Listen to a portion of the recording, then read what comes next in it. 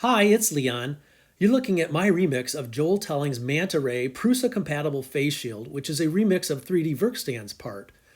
I'm showing my own design for a contoured forehead cover, which I achieved by cutting the holes in a V shape on a Cricut Maker instead of using an actual 3-hole punch. The forehead shield design could also be cut on a laser cutter, provided you use a safe material like the polyester sheeting that I use. After making hundreds of these for local hospitals and doctors' offices, I wanted to share with you some behind-the-scenes work, starting with the cutting of the face and forehead shields on the Cricut Maker.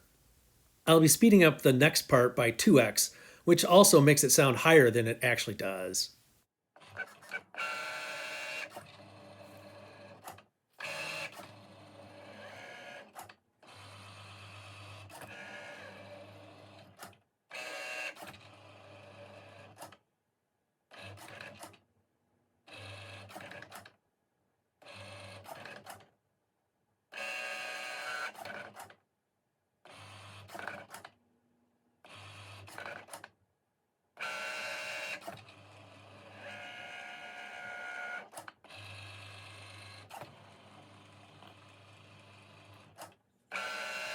Next, I'll be showing you the process of clearing the film off the mats so that they can be ready for assembling the shields. And then to remove the material, it's easiest for me to start with the little holes as opposed to waiting to do that later. There, I had trouble with one, so that's going to be tricky. It went underneath instead of on top. I like my little mini screwdriver here. It tends to grab them the best. And then I use my favorite X-Acto with the sharp tip to stab them because that picks them up the easiest. And I left behind the one that I had trouble with. Now I just peel the rest of this away.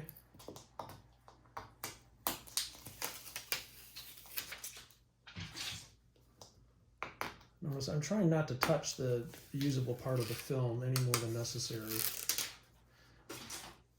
This is polyester film. It's one of the clearest and nicest to work with for this, but it also can tear, so I just have a little problem there, so I'm just going to coax it.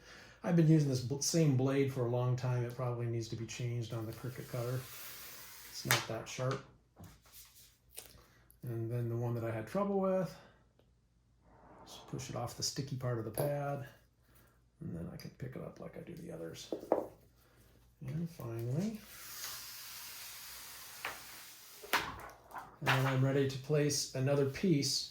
Now there's almost a 1/4 inch offset that the Cricut has when working with this. So I printed on a piece of paper to begin with and took out the middle part I care about, and I used a Sharpie to mark the corners. And then when I put a new piece of film on, I line it up with those corners because my sheets are 11 by 14, and I don't want to lose any of that 11th width. So I have to account for the margin of the machine.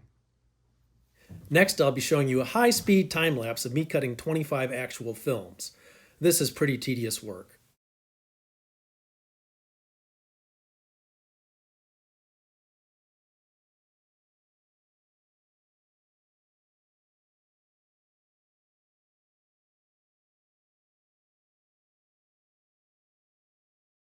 Next, I'll be showing how to assemble the face shields, including the custom forehead cover. It helps to first note that the pegs are intentionally angled outward, which is to keep the film firmly in place.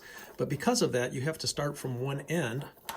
And in my case, I make the holes slightly small so that the film will stay nice and firmly positioned. And then the middle hole.